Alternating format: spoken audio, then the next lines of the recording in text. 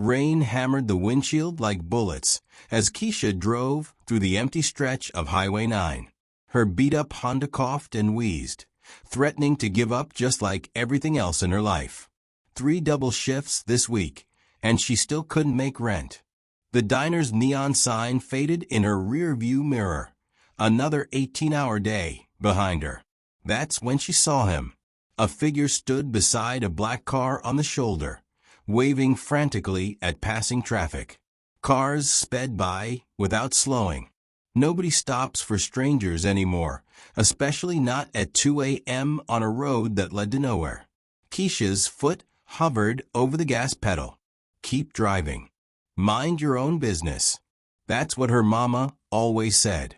But something about the man's desperate gestures made her chest tighten. What if that was me out there? She pulled over. The stranger approached her window, and she cracked it just enough to speak. Rain dripped from his expensive coat, the kind that cost more than she made in 6 months. His face was hidden in shadow, but his voice carried panic. "Please," he said. "My phone's dead. I need help." Warning bells screamed in Keisha's head. Rich man. Fancy car. Empty road. This had bad news written all over it. But his hand shook, and she heard something she recognized, the sound of someone drowning. "Where you trying to get to?" she asked. "Anywhere with cell service." Keisha glanced at his broken-down car. Steam poured from under the hood. Whatever happened, he wasn't going anywhere fast. "Get in," she said, unlocking her door. "But I'm warning you. I got pepper spray, and I know how to use it." The man slid into her passenger seat, bringing the scent of expensive cologne mixed with fear. As they drove toward town, she caught glimpses of his face in the streetlights. Sharp cheekbones. Cold eyes. There was something familiar about him, but she couldn't place it. "Thank you," he said quietly. "You don't know what this means." But Keisha would soon discover that some acts of kindness change everything. Would you have stopped that night or kept driving? Comment your answer below. 20 minutes later, under the harsh fluorescent lights of Murphy's gas station, Keisha finally saw his face clearly. Her blood turned to ice. Marcus Blackstone, the Steel Wolf. The man every newspaper called a monster.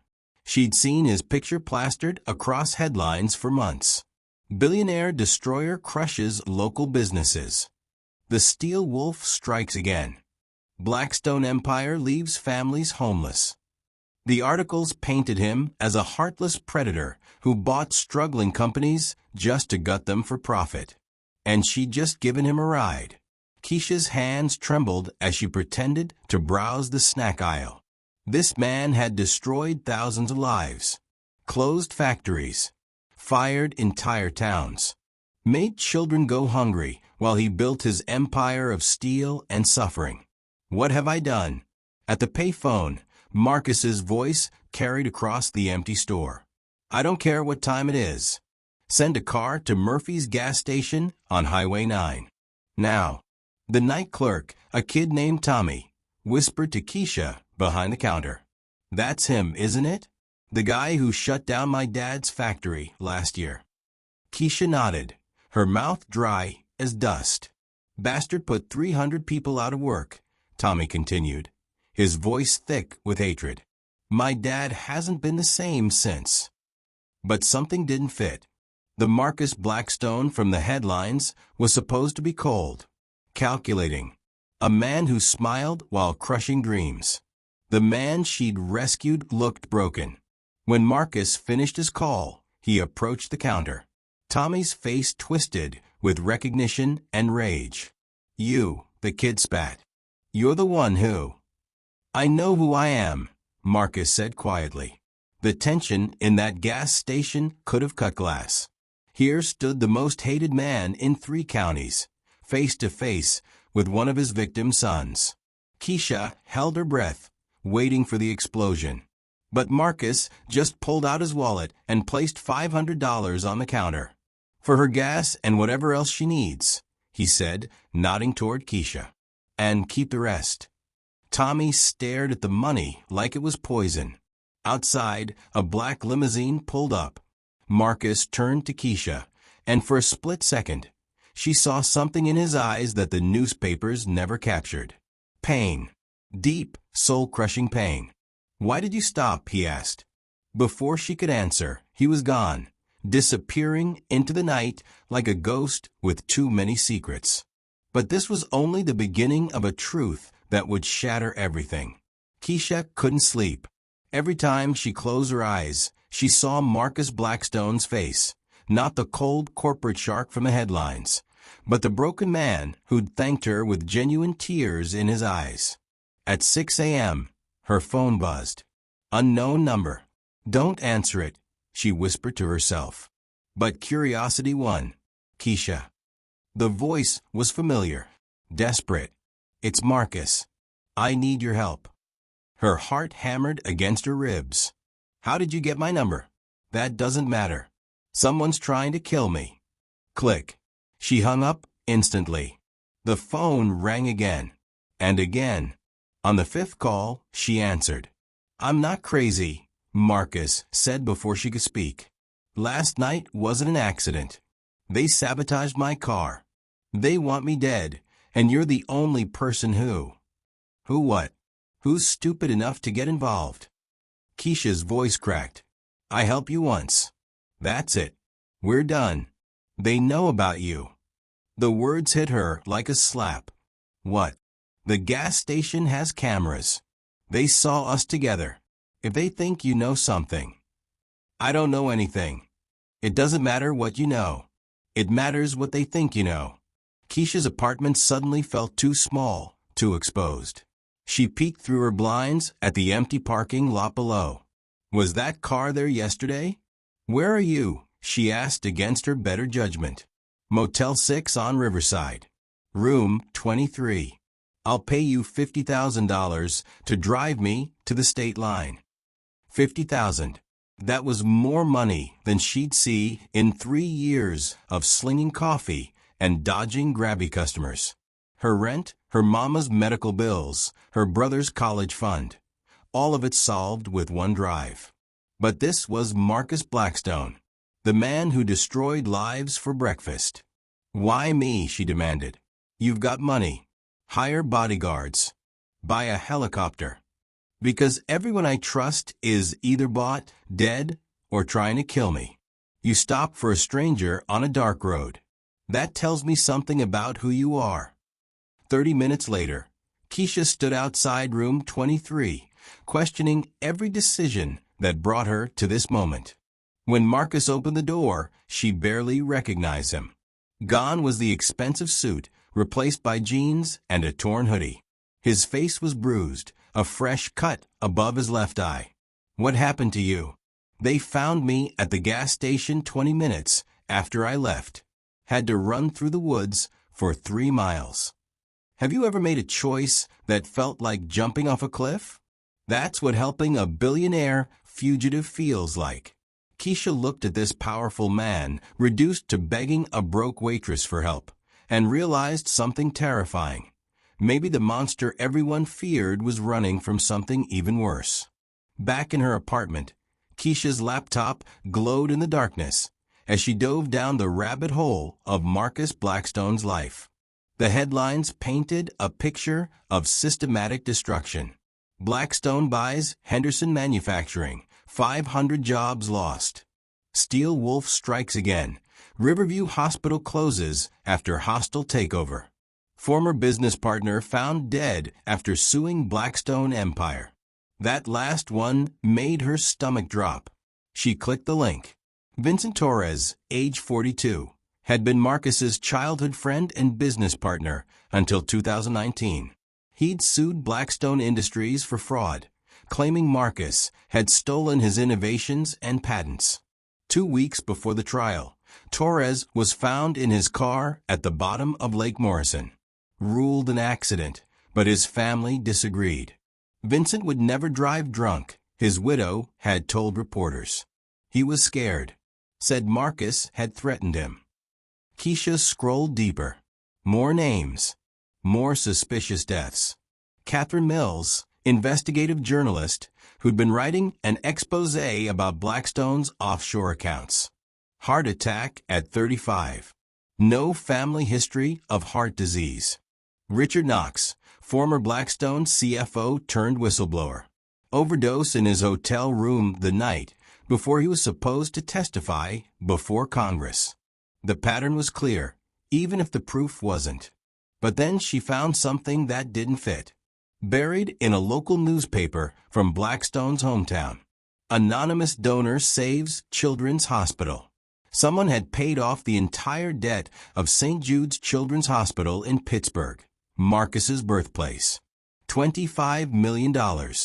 No name attached, but the timing matched exactly with when Marcus had supposedly destroyed another company. Another article. Mystery benefactor funds full scholarships for 100 local students. And another. Secret donation keeps homeless shelter open. Who was this man?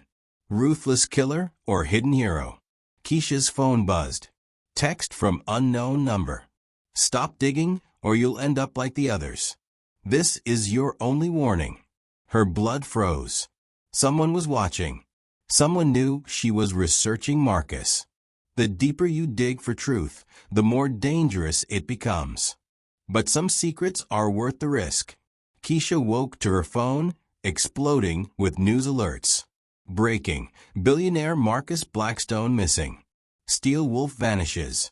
Foul play suspected. Blackstone Industries stock plummets as CEO disappears. Her coffee mug shattered against the kitchen floor as she read the headlines. According to every major outlet, Marcus Blackstone had vanished without a trace. His limousine was found abandoned at the bottom of Crescent Ridge, doors open, no body inside. The timeline made Keisha's heart race. Last seen, Murphy's gas station at 2:47 a.m. First missing person report. 6 a.m. when he failed to show for an emergency board meeting. She was the last person to see him alive. Channel 7 News was already running her gas station security footage. There she was, clear as day, standing next to the most wanted missing person in America. The ticker at the bottom read, "Police seek mystery woman for questioning." Her doorbell rang. Through the peephole, she saw two detectives flashing badges. Detective Rosa Martinez and Detective Tony Chun, according to their IDs. "Ma'am, we need to ask you some questions about Marcus Blackstone," Martinez said. "Play dumb," Keisha told herself. "You gave him a ride." "That's it." "I saw the news," she said, opening the door. "Crazy stuff. Why would you want to talk to me?" Chun held up a tablet showing the gas station footage. "Because this is you, isn't it? No point lying." "Yeah, I gave the guy a ride. His car broke down." "Where did you take him?" "Murphy's gas station." "That's it." Martinez leaned forward. "Ms. Washington, Marcus Blackstone is worth $14 billion. He doesn't just accept rides from strangers." "What really happened?" "They think she knows more than she's saying." "They're right. Look, his fancy car died on Highway 9. I felt sorry for him." End of story. But Chun wasn't buying it. Security footage shows you two talking for 23 minutes. That's a long conversation for strangers. Keisha's palms started sweating. "We talked about, I don't know, life stuff." He seemed upset. Upset how? Upset like someone was trying to murder him. Just stressed. Rich people problems, you know? The detectives exchanged glances. Martinez handed her a business card. "If you remember anything else, call us immediately. And Ms. Washington, don't leave town." After they left, Keisha's phone buzzed with a text from the same unknown number as before. "Smart girl. Keep your mouth shut and you might live through this. This is where things get dangerous. Subscribe now so you don't miss what happens next. Because when a billionaire vanishes and you're the last witness, staying silent might be the only thing keeping you alive." By Thursday morning, Keisha's face was plastered across every news channel in America. Mystery woman linked to missing billionaire. Last person to see Steel Wolf alive refuses to cooperate. Police focus investigation on local waitress. The headlines made her sound guilty of something she couldn't even name. Walking to her car felt like running a gauntlet. Neighbors she'd known for years suddenly found reasons to stare. Mrs. Peterson from 3B actually crossed the street to avoid her. At Mel's diner, the whispers followed her everywhere. "I heard she was sleeping with him," one customer muttered over his eggs. "Probably helped him fake his own death," another replied. "You know how these people are." These people. The words hit harder than any slap. Keisha's hands shook as she poured coffee, missing cups and spilling more than she served. Her manager, Pete, pulled her aside after the third incident. "Maybe you should take some time off," he said, not meeting her eyes. "Until this blows over. I need this job, Pete. You know that." "I know. But customers are complaining. Some are threatening to boycott if we keep you on." His voice carried genuine regret. "I'm sorry, Keisha. It's just business. Just business." The same phrase Marcus Blackstone probably used while destroying lives. That afternoon, Detective Martinez showed up at her apartment again, this time with a warrant. "We need to search your place," she said, holding up the paperwork. Keisha watched strangers tear through her life, opening drawers, checking under her mattress, photographing everything. They found nothing because there was nothing to find. But their presence felt like a violation that soap couldn't wash away. "You sure Blackstone didn't give you anything?" Martinez asked. "Money? Documents? A phone number?" For the 100th time, no. 50,000 people saw that security footage, Keisha. You two looked pretty cozy for strangers. Cozy. Like helping someone meant you were partners in crime. After they left, Keisha sat on her torn-apart couch and felt the walls closing in. Her phone buzzed constantly. Reporters wanting interviews, strangers calling her a murderer, debt collectors who'd seen the news and figured she was hiding money somewhere. The worst part was the doubt creeping into her own mind. What if Marcus really was dangerous? What if she'd helped a killer escape? But then she remembered his face in that motel room. Beaten, desperate, human. The papers painted him as a monster, but monsters don't cry. Monsters don't say, "Thank you," like it's a prayer. Have you ever been judged for doing the right thing? Sometimes helping others makes you the villain in their story. The truth was out there somewhere. The question was whether she'd survive long enough to find it. The call came at 2 p.m., while Keisha was drowning her sorrows in cheap wine and daytime TV. "Keisha." Her brother Damon's voice was barely a whisper. "Can you pick me up from school?" Something in his tone made her blood freeze. "What happened?" "Just, please come get me." 20 minutes later, she found 16-year-old Damon sitting alone on the school steps, his backpack torn and his lip split. Her baby brother, the kid who'd never hurt a fly, looked like he'd been through a war. "Who did this to you?" Damon wouldn't meet her eyes. "It doesn't matter." But it did matter. It mattered more than anything in the world. On the drive home, the story came out in broken pieces. Marcus Blackstone's disappearance had turned Damon into a target overnight. Kids who'd been his friends suddenly treated him like a disease. "They're saying you killed that rich guy," Damon said, staring out the window. "Tyler Johnson pushed me into a locker and called you a gold-digging murderer." Keisha's hands tightened on the steering wheel. "You know that's not true." "I know. But they don't care." His voice cracked. "They spray-painted Killer's brother on my locker. The principal made me clean it off myself. This is what happens when you try to help. Your whole family becomes collateral damage." That night, Keisha held her brother while he cried, something he hadn't done since their father died 3 years ago. Damon was supposed to be worrying about basketball tryouts and asking girls to homecoming. Instead, he was paying for her moment of compassion on a dark highway. "Maybe I should transfer schools," he whispered. "No." Keisha's voice was steel. "You're not running because small-minded people can't handle the truth." "What truth?" "You don't even know what's true anymore." Out of the mouths of babes. The next morning brought fresh hell. Someone had thrown eggs at their apartment window. The words murderer and traitor were spray-painted across their door. Worse, Damon's guidance counselor called to suggest he might be happier at another school. Translation: Your brother is bad for our reputation. Keisha stood in her destroyed living room, watching her teenage brother try to scrub hate speech off their front door, and felt something break inside her chest. This wasn't just about her anymore. They were destroying an innocent kid's life because she'd shown kindness to a stranger. Her phone buzzed with another text from the unknown number. "Your brother's a good basketball player.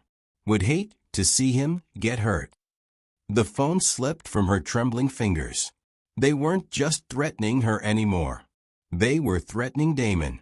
How far would you go to protect someone you love? Some fights choose you, whether you want them or not.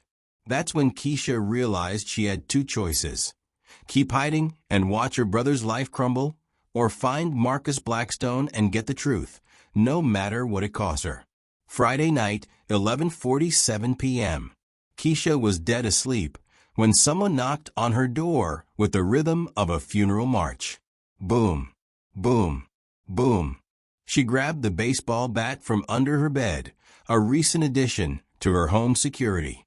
Through the peephole, she saw a figure in a dark hoodie. "Who is it?" "It's me." Marcus Blackstone's voice hit her like a ghost from the grave. She yanked the door open, bat raised. "You son of a... I know you're angry." "Angry." Keisha's voice cracked. "Angry doesn't begin to cover it. Do you know what you've done to my life? To my brother's life?" Marcus stepped into the light, and she saw he looked even worse than before. His face was gaunt, his eyes hollow. Dark circles suggested he hadn't slept in days. "I came to fix this." "Fix this? You can't unbreak an egg, Marcus. My brother got beat up at school because of you. I lost my job. People think I'm a killer." "I know." His voice was barely above a whisper. "And I'm sorry, but I can make it right." Keisha wanted to slam the door in his face, but something stopped her. Maybe it was the genuine pain in his voice. Maybe it was desperation.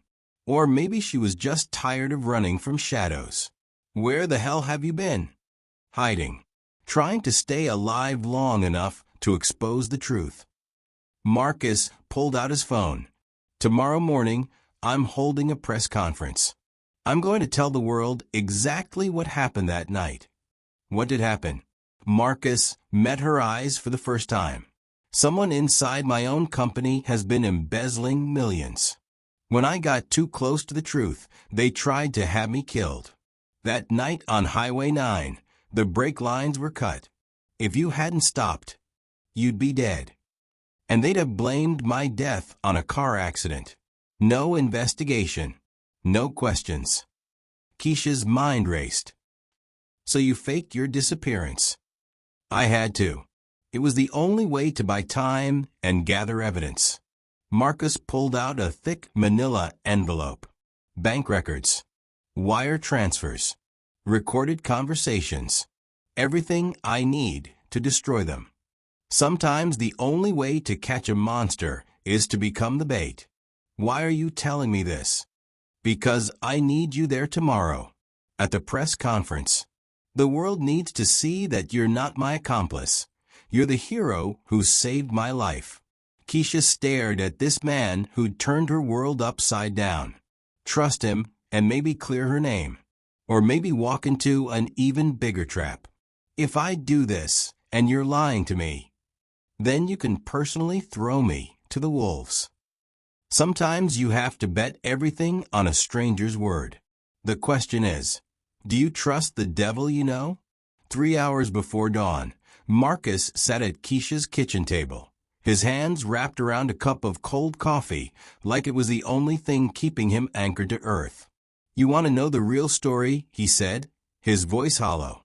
"I built an empire on other people's dreams, and now those same people want me dead." In the dim light, Keisha saw something she'd never expected from the steel wolf: terror. Raw, bone-deep fear that made him look less like a billionaire and more like a lost child. "My CFO, Richard Knox, the one who supposedly overdosed? He didn't kill himself. They murdered him because he found out about the money." Marcus's hands shook as he spoke. $15 million missing from our charitable foundation. Money meant for children's hospitals, homeless shelters, disaster relief. Money meant to help people like her. "You're telling me someone in your company has been stealing charity money?" "My board of directors. All of them. They've been bleeding the foundation dry for 3 years while I signed off on fake reports." Marcus laughed bitterly. The great Marcus Blackstone, fooled by his own inner circle. Keisha studied his face in the shadows. No cameras here. No reporters. No reason to lie. And what she saw broke something inside her chest, genuine anguish. "When I found out, I confronted them. That's when they decided I was a liability." He pulled up his shirt, revealing a bandage across his ribs. 2 nights ago, they sent someone to finish the job. I've been running ever since. This is what power really looks like, being hunted by the people you trusted most. Why not go to the police? Because half the police department is on their payroll. The other half thinks I'm dead.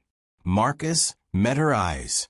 "You're literally the only person in the world I can trust right now." The weight of those words settled between them like a stone. Here was a man who could buy entire cities, reduced to begging a waitress for sanctuary. They killed Vincent Torres because he was asking questions about the missing money. Catherine Mills died because her investigation was getting too close. And Richard. Marcus's voice broke. "Richard was my friend.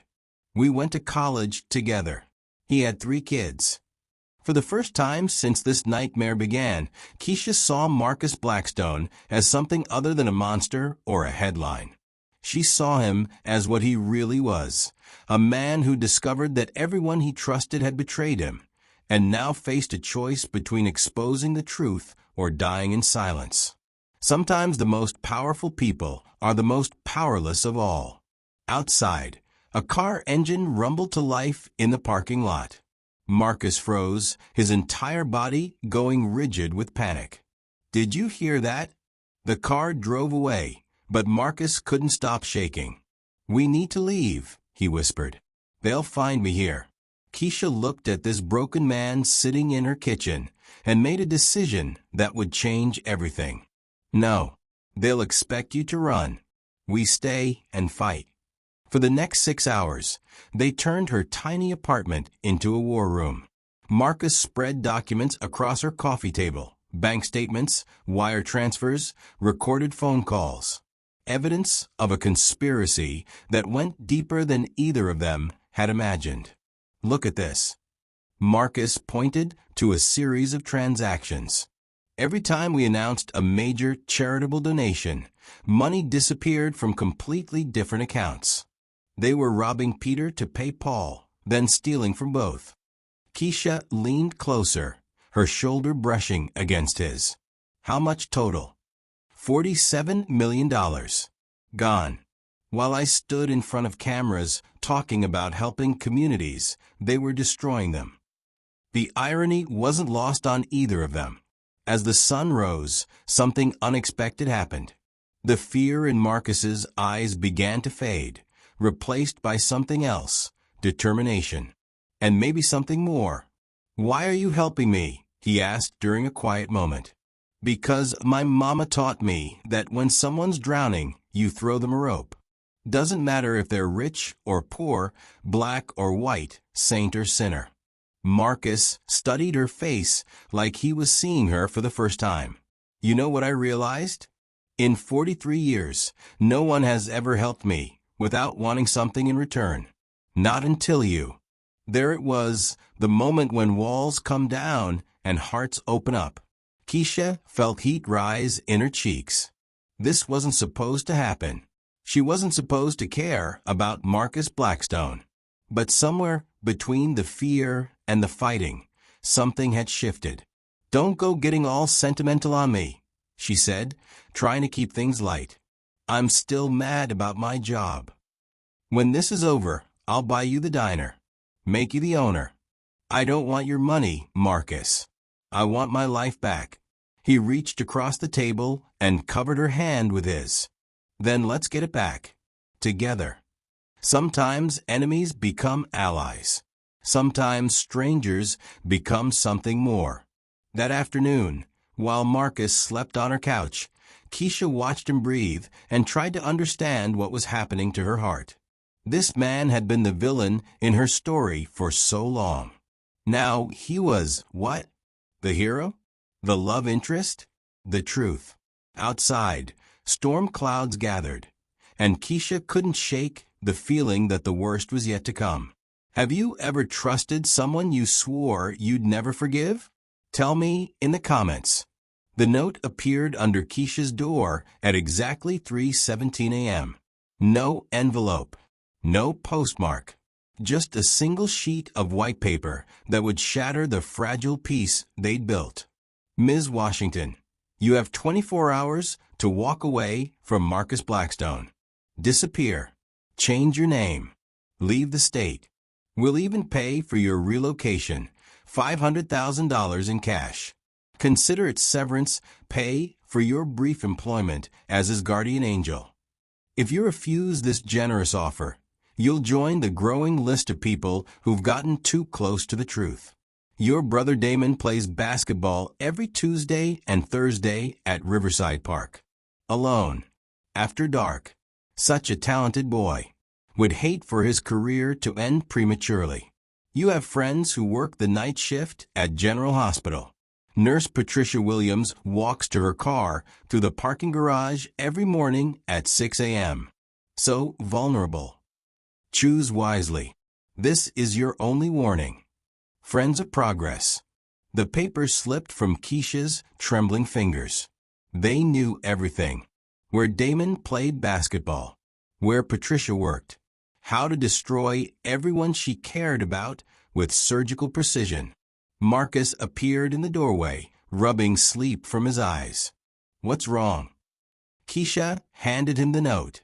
She watched his face change as he read, from confusion to rage to something that looked like defeat. "I'm sorry," he said quietly. "I should have known they'd threaten your family. $500,000. Keisha's voice was hollow. "That's more money than my family will see in 3 generations. Take it." The words hung in the air like a death sentence. "What?" Marcus sat heavily on her couch. "Take the money. Run. Protect your brother. This isn't your fight." But it was her fight now. They'd made it personal when they threatened Damon. Keisha stared at the note, calculating the impossible choice. Take the money and abandon Marcus to die alone, or stay and risk everything she'd ever loved. Some decisions define who you really are. This was one of them. 24 hours, she whispered. When evil gives you an ultimatum, sometimes the only winning move is to refuse to play their game. The briefcase sat on Keisha's kitchen table like a loaded gun. $500,000 in crisp hundreds. Marcus had made the call at dawn, and 3 hours later, a courier delivered more money than she'd ever seen in her life. "It's real," Marcus said, running his fingers through the bills. Every penny. Enough to disappear forever. Keisha stared at the cash and felt her world tilt sideways. $500,000. Damon could go to any college he wanted. Her mama's medical bills would vanish overnight. No more double shifts, no more broken down cars, no more choosing between groceries and rent. They're serious about this, Marcus continued. My contacts confirmed it. These people don't make empty threats. If you stay, they will hurt everyone you love. This is what temptation looks like. Not an apple from a tree, but freedom in a briefcase. Keisha picked up one of the stacks. The bills felt real enough, clean enough, like they could wash away every worry she'd ever had. What would you do? She asked. Marcus was quiet for a long moment. I'd take the money and run. I'd protect my family and let the world burn. Even knowing innocent people will die, especially knowing that. His voice was raw with honesty. You want to know the truth about Marcus Blackstone? I'm a coward. I built my empire by making other people pay the price for my success. Now it's your turn to be smart instead of noble. But nobility isn't about being smart. It's about being right. Keisha thought about Damon's split lip. Patricia walking alone through that parking garage. All the people who would suffer if the truth never came out. Then she thought about the $47 million stolen from charity. Money meant for sick children, homeless families, disaster victims. People like her who needed help and trusted that someone would provide it. You know what my mama used to say? Keisha closed the briefcase with a sharp snap. She said the devil doesn't come dressed in red with horns and a pitchfork. He comes as everything you've ever wanted. Marcus stared at her like she'd grown a second head. You're turning down $500,000? I'm choosing to live with myself. They'll kill you, Keisha. And then they'll kill everyone you love anyway. Maybe. But running away guaranteed that nothing would change. The corruption would continue. More people would die, and she'd spend the rest of her life wondering if she could have made a difference. Sometimes the right choice is the hardest choice. Sometimes courage means accepting that you might lose everything. Then we better make sure we win, she said. Marcus looked at her for a long moment, and she saw something shift in his expression. Respect, admiration, maybe even love. You're either the bravest person I've ever met, he said quietly, or the most foolish. Why can't I be both? Most people would take the money and run. Would you? Comment yes or no. The betrayal came from the last person Keisha expected. She was making coffee Tuesday morning when her phone exploded with notifications. Text after text from friends, family, strangers, all saying the same thing. Turn on Channel 7. Now. The TV screen showed Patricia Williams, her best friend since high school, sitting across from reporter Sandra Cruz in the Channel 7 studio. Patricia's scrubs were crisp, her makeup perfect, her voice steady as she destroyed Keisha's life with surgical precision. She's been obsessed with Marcus Blackstone for months, Patricia said. Always talking about rich men, how she deserved better than her waitressing job. When she saw his car broken down, I think she saw opportunity. Keisha's coffee mug hit the floor. You think she planned this? Sandra Cruz leaned forward hungrily. I think she saw a chance to get close to a billionaire and took it. The whole Good Samaritan story? That's not the Keisha I know. She's always been willing to do whatever it takes to get ahead. What about reports that Mr. Blackstone has been hiding from corporate enemies? Patricia's laugh was sharp as glass. Keisha's been feeding you those stories. She's manipulative. She knows how to play the victim. But I've seen the expensive clothes she's been wearing lately. The new phone. Where do you think that money came from? What expensive clothes? What new phone? Marcus appeared beside her, his face pale. They got to her. No. Keisha's voice cracked. Patricia wouldn't. We've been friends for 15 years. She's Damon's godmother. But the evidence kept coming. Photos of Keisha supposedly entering expensive hotels. Bank records showing mysterious deposits. Text messages that looked real but felt wrong, like someone had studied her voice and learned to fake it. She told me she was going to be rich, Patricia continued. that Marcus Blackstone was going to take care of her. When I asked how she could be sure, she said she had information that could destroy him if he didn't cooperate. Blackmail. They were painting her as a blackmailer.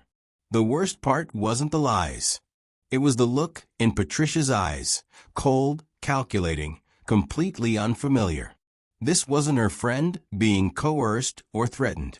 This was someone who had chosen money over friendship. Keisha's phone rang.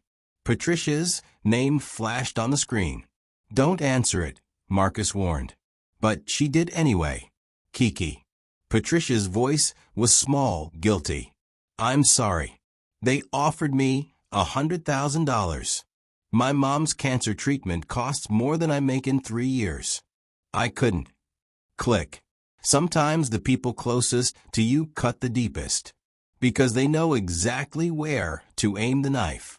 Keisha stared at the TV, watching her best friend destroy her reputation for money, and realized something terrible.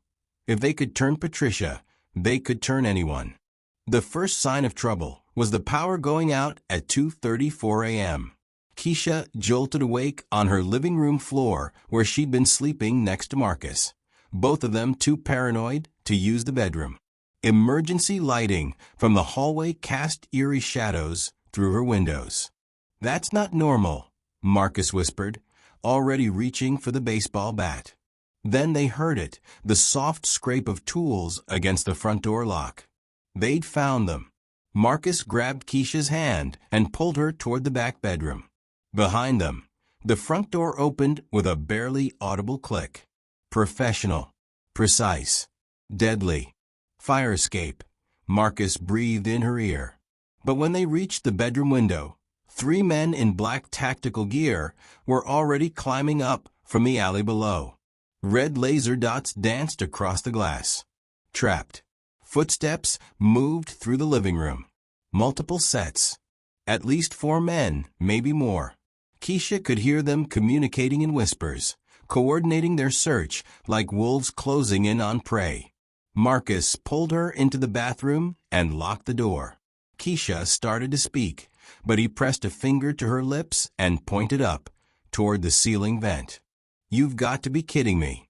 But as boots thundered closer, climbing through an air vent suddenly seemed like the smartest idea in the world. Marcus boosted her up first. The metal ductwork groaned under her weight, but held. She turned to help pull him up just as someone tried the bathroom door handle. "Room's locked," a voice called out. "They're in there." Marcus was halfway through the vent opening when the door exploded inward. Keisha saw the barrel of an assault rifle swing toward them and did the only thing she could think of. She grabbed the heavy porcelain toilet tank lid and hurled it at the gunman's head. The impact sent him staggering backward, buying Marcus the seconds he needed to disappear into the ductwork.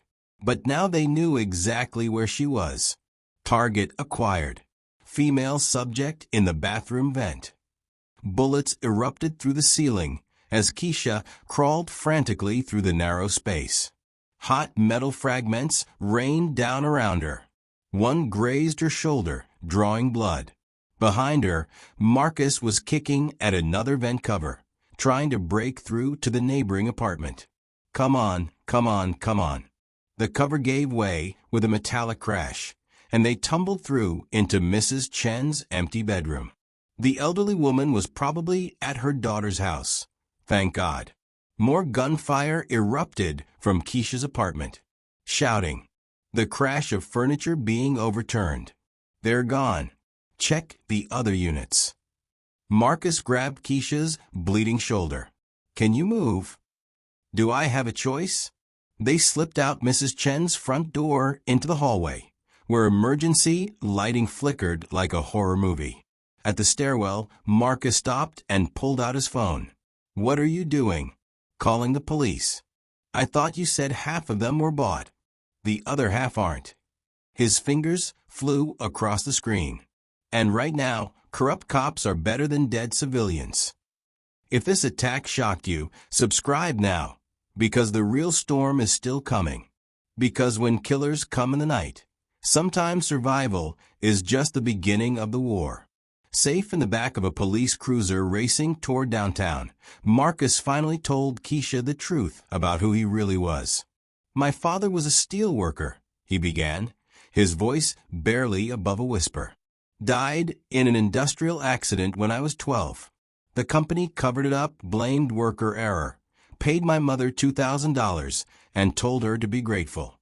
Keisha watched his hands shake as he spoke. Outside the windows, the city blurred past in streaks of light and shadow. "I built Blackstone Industries with one goal, to buy that company and destroy everyone responsible for my father's death. It took me 23 years, but I did it. Piece by piece, I dismantled them. Every executive, every board member, every lawyer who helped cover up the truth. So that's where the steel wolf reputation came from.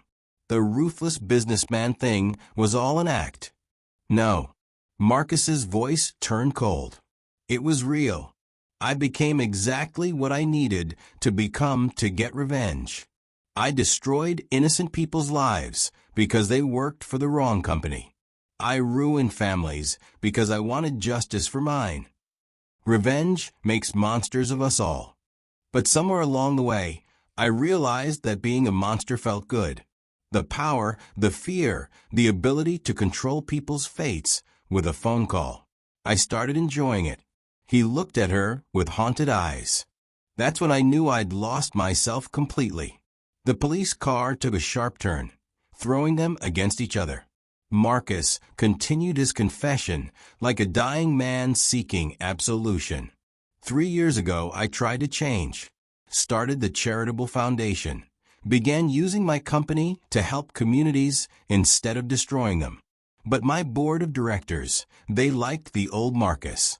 The profitable Marcus. When I tried to go legitimate, they decided I was a liability. So they started stealing from a charity fund. Worse, they started using it to fund illegal operations. Arms dealing, human trafficking, money laundering, all under the cover of helping children. Marcus's fists clenched. They turned my attempt at redemption into something even more evil than what I'd been before. That's why they wanted him dead. Not for what he'd done, but for what he was trying to become. The night you found me on Highway 9, I was coming back from a meeting with the FBI. I'd been working with them for 6 months, gathering evidence. That's why they tried to kill me. They knew I was about to bring down their entire operation."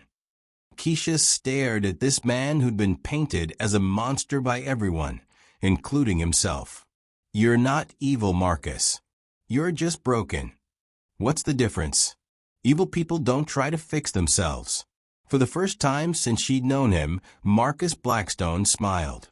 Not the cold corporate smile from his photos, but something real and warm and human. Sometimes the most damaged people fight the hardest for redemption, because they know what it costs to lose your soul. "Where are we going?" she asked. "To end this," Marcus said, "once and for all." The police station felt like a fortress under siege. Detective Martinez led them through corridors buzzing with activity. FBI agents huddled around computers. U.S. Marshals checked weapons. Everyone moved with a focused intensity of people preparing for war.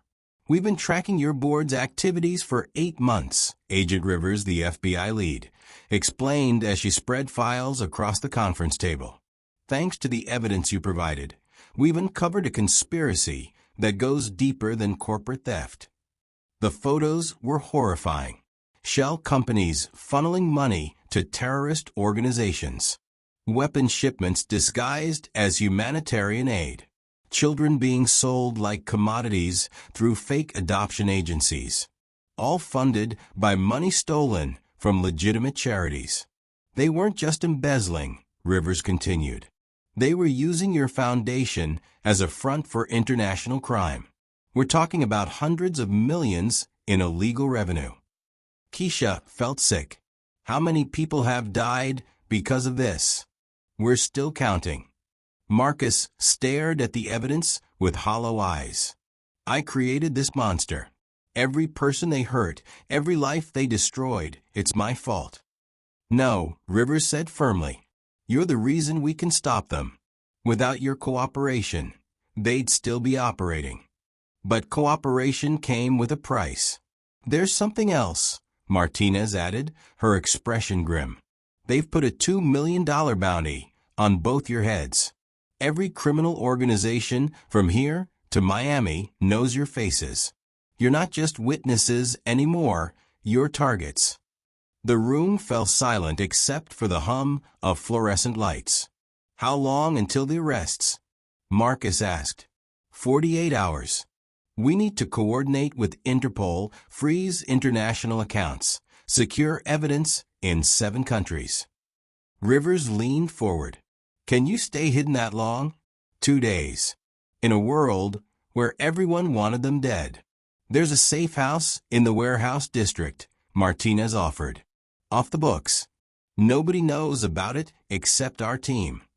But even as she said it, Keisha saw doubt in the detective's eyes. After Patricia's betrayal, after the attack on her apartment, trust felt like a luxury they couldn't afford. What if there are leaks in your department? Keisha asked. Then you're dead, Rivers said bluntly. But it's still your best chance. Marcus stood up slowly. I won't let them hurt any more innocent people because of me. Set up the meeting. What meeting? Rivers frowned. With my board. Tonight. I'll tell them I'm ready to make a deal, my silence in exchange for Keisha's safety. He was volunteering to be bait. That's suicide, Keisha protested. Maybe. But it's also the only way to draw them out where you can catch them. Sometimes heroes aren't the ones who survive. Sometimes they're the ones willing to sacrifice everything for others. The abandoned Riverside warehouse looked like something out of a nightmare. At 11 p.m. Broken windows stared down like dead eyes. Rust bled down the walls like old blood. Inside, emergency lighting cast twisted shadows that seemed to move when you weren't looking directly at them. This is where truth comes to die. Marcus stood in the center of the empty space, wearing a wire and surrounded by FBI agents hidden in the rafters. Keisha waited in the surveillance van outside, watching everything unfold on grainy night vision monitors. At exactly midnight, 3 black sedans pulled up. Victor Sterling, the board chairman, emerged first. Tall, silver-haired, wearing a $1,000 suit like armor. Behind him came Patricia Walsh, the CFO who'd replaced murdered Richard Knox. Then Maria Santos, head of legal. The entire conspiracy in one place. Marcus. Sterling's voice echoed through the empty warehouse. You look terrible. Funny what attempted murder does to your complexion. Sterling laughed, a sound like breaking glass. Attempted? My dear boy, we haven't even started trying yet. The confession was already beginning. I know about the arms deals, Marcus said. The trafficking. The terrorist funding. All of it. Of course you do. We used your signature on everything. Sterling circled him like a shark. Legally, you're responsible for every crime we've committed. The grieving billionaire who lost his mind after his charitable foundation was exposed as a criminal enterprise. They'd planned to frame him from the beginning. The FBI has evidence. The FBI has what we've allowed them to find. Carefully curated breadcrumbs leading straight to you. Patricia Walsh stepped forward, her eyes cold as winter. Did you really think we'd let you destroy 20 years of work? That's when Keisha noticed something wrong. The agents in the rafters weren't moving. They should have been closing in by now, making arrests. Instead, they hung motionless from their ropes. Dead. Her blood turned to ice as she realized the truth. This wasn't a sting operation. It was an execution. The wire's been broadcasting to us this whole time, Santos explained, holding up a tablet. Your FBI friends are taking a little nap. Permanent one. The safe house was compromised. The FBI team was killed. Marcus was alone. Sterling pulled out a gun. Any last words before you disappear forever? But Marcus wasn't looking at the gun. He was looking directly at the surveillance camera hidden in the corner, looking at Keisha. "I'm sorry," he mouthed silently. Then chaos erupted. Marcus dove behind a concrete pillar as Sterling fired. Patricia screamed orders into her radio. More gunmen poured through the doors, at least 8 of them, all armed with military weapons. In the surveillance van, Keisha grabbed the emergency radio. "Officer down. Officer down. All units to Riverside Warehouse. Federal agents under fire." She wasn't going to let him die alone. Bullets shredded concrete around Marcus as he scrambled for cover. But he was outnumbered 8-1, with nowhere to run. That's when the warehouse doors exploded inward, and Detective Martinez led a SWAT team through the smoke. The real cavalry had arrived. Sometimes the good guys win. Sometimes justice prevails. But the cost of truth is always paid in blood. The warehouse became a war zone. SWAT officers poured through smoke and shattered glass, while Sterling's gunmen returned fire from behind shipping containers. The air filled with the deafening crack of automatic weapons and the acrid smell of gunpowder. Keisha watched from the surveillance van as Marcus sprinted between concrete pillars, bullets chasing his every step. Blood streamed from a gash on his forehead where flying debris had caught him. He wasn't going to make it. That's when Detective Martinez's voice crackled through the radio. "Set charges on the east wall. We're blowing a hole for extraction." "Are you crazy?" came the response. "The whole building could collapse. Better than letting them execute our witness." 3 seconds later, the eastern wall of the warehouse exploded outward in a shower of brick and twisted metal. The blast knocked everyone to the ground, cops and criminals alike. Through the smoke and chaos, Keisha saw Marcus stumbling toward the massive hole in the wall, his shirt soaked with blood. Behind him, Sterling was trying to get back on his feet, still clutching his gun. He was going to shoot Marcus in the back. Without thinking, Keisha grabbed a flare gun from the van's emergency kit and sprinted toward the warehouse. She reached the blown-out wall just as Sterling raised his weapon. The flare hit him center mass, igniting his expensive suit and sending him screaming into the darkness. Sometimes good people have to do terrible things. Marcus collapsed into her arms as police swarmed the building. "It's over," he gasped. Finally over. But even as paramedics worked on his wounds, Keisha could see the doubt in his eyes. Sterling was burned but alive. Patricia Walsh had escaped in the confusion. The conspiracy had been damaged, not destroyed. Justice is messy. It doesn't come wrapped in neat packages with perfect endings. 2 hours later, they sat in the back of an ambulance while EMTs stitched Marcus back together. Around them, the warehouse still smoldered. Police lights painted everything red and blue. "What happens now?" Keisha asked. "Now we testify. We put the survivors in prison. We try to rebuild something good from the ashes." But they both knew it wouldn't be that simple. In the distance, Keisha heard sirens fading into the night. Somewhere out there, the remaining conspirators were regrouping, planning their next move. The war might be won, but the battle for justice never really ends. "Are you ready for what comes next?" Marcus asked, taking her hand. The real question was, would they survive what came next? 3 days later, Marcus Blackstone vanished like smoke in the wind. Keisha woke up in the safe house to find his bed empty, his clothes gone, and a single envelope on the kitchen table with her name written in his careful handwriting. "Keisha, by the time you read this, I'll be gone. Not because I want to leave, but because staying would put you in danger. Sterling's people are still out there, and they'll never stop hunting as long as I'm around." Her hands trembled as she read. The FBI will tell you I'm in witness protection, but that's not true. I've disappeared the old-fashioned way. New identity, new life, new everything. It's the only way to keep you safe. Safe. The word felt like a lie after everything they'd been through. I've set up a trust fund in your brother's name. Full college tuition, plus enough for your family to live comfortably.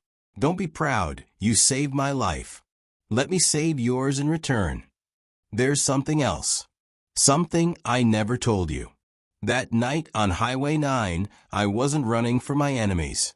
I was driving to the bridge at Miller's Creek. I was going to end it all. The guilt, the pain, the knowledge of what I'd become. I couldn't carry it anymore. Tears blurred her vision. But then you stopped. A stranger showed kindness to a broken man. And suddenly, I remembered what it felt like to be human. You didn't just save my life that night. You saved my soul. I know you think I'm a coward for leaving. Maybe I am. But cowards live to fight another day, and there are still battles to be won.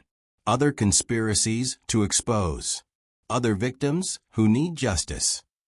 Don't look for me. Don't try to find me. Live your life, be happy, and know that somewhere in the world, a man you once helped is doing everything he can to make things right. Thank you for showing me that monsters can become human again. Forever in your debt, M. Only subscribers get the next story before anyone else. Subscribe now so you're not left behind. Some goodbyes are endings. Others are just the beginning of something new. 6 months later, Keisha's life looked completely different. She owned a small cafe called Second Chances in the good part of town, funded by Marcus's mysterious trust. Damon was thriving at prep school, his basketball skills earning him scholarship offers from Division I colleges. Her mama's cancer treatments were covered, and for the first time in years, Keisha slept without worrying about money. But money couldn't buy peace of mind. The official story was that Marcus Blackstone had died in the warehouse fire. The FBI claimed his body was too burned to identify, but dental records confirmed the death. Sterling and his surviving conspirators were sentenced to life in prison. Case closed. Except Keisha knew better. The signs were subtle at first. A homeless veteran who'd been harassing her customers suddenly disappeared, later found with a job and an apartment he couldn't explain. A developer trying to force out the elderly woman who ran the flower shop next door abruptly withdrew his offer and moved to another state. Someone was watching. Someone was protecting. Then there were the donations. Anonymous contributions that kept appearing at local charities, always exactly the amount needed to solve their most pressing problems. The Children's Hospital received a new wing. The homeless shelter got a year's worth of funding. The food bank never ran out of supplies. The steel wolf was still prowling, but now he hunted for justice instead of revenge. The most telling sign came on a rainy Tuesday evening. Keisha was closing the cafe when a man in an expensive suit walked in. He looked familiar, but she couldn't place him. "We're closed," she said. "I know. I just wanted to say thank you." "For what?" The man smiled sadly. "For showing kindness to a stranger on a dark road. For proving that good people still exist in this world." It was him. Different face, different voice, but the same eyes. The same soul. "You're supposed to be dead," she whispered. "Marcus Blackstone is dead. Has been for months." He placed an envelope on the counter. But the work continues. Inside was a newspaper clipping about a human trafficking ring being exposed in Miami, and a small note. "Justice never sleeps." When she looked up, he was gone. Some people are meant to disappear into legend. Others are meant to remember them. That night, Keisha stood in her cafe, surrounded by the life she'd built from the ashes of that terrifying week, and realized something profound. Sometimes saving someone else saves you too. Outside, rain fell on empty streets, and somewhere in the shadows, a ghost walked among the living, making the world a little bit safer one day at a time. So tell me, was he a villain, a victim, or something in between? Drop your answer in the comments. Because the truth about heroes and monsters isn't always black and white. Sometimes it's every shade of gray in between.